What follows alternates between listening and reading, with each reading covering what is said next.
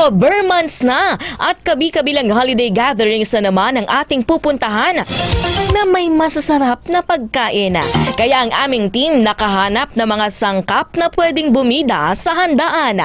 Kung ano yan, alamin po natin sa report ni Jomar Villanueva.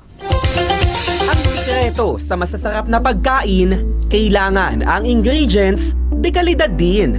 Sa isang expo na ginanap sa World Trade Center, natagpuan namin ang isang patok na negosyo.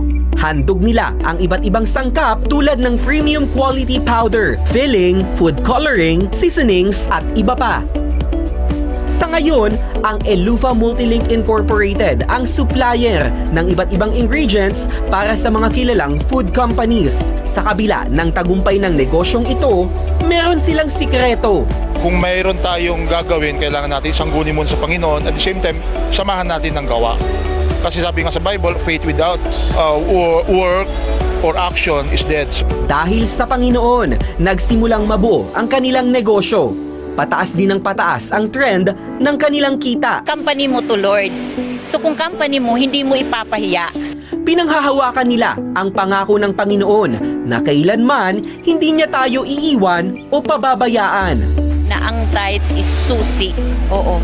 Kung wala yung susi, hindi mabuksan yung pagpapala. Because of our strong conviction na magbigay kay Lord, ganito si Elufa. Samantala, kapansin-pansin sa kanilang mga produkto na may nakaguhit na muka ng isang lalaki. Yan po yung anak ko. Kakambal actually yun ng panganay ko, si Marco. Yeah, unfortunately, namatay siya noong 2009.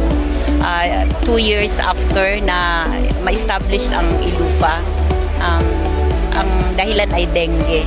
Makalipas ang 2 taon, I was diagnosed with lupus.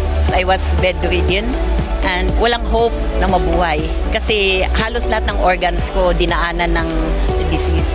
Sa kabila ng lahat ng kanilang pinagdaanan, tinuring nilang matibay na pundasyon ang Diyos. Tunay nga, wala pang nagtitiwala sa Kanya ang napahiya. For the past 17 years of Elufa, we're basically growing together with the company. So we know po the ins and outs. And there are still some parts that we still need to learn. And from there on, that's where the guidance of the Lord begins. In everything that we do, always seek God and always do everything with excellence. Jomar Villanueva, Newslight.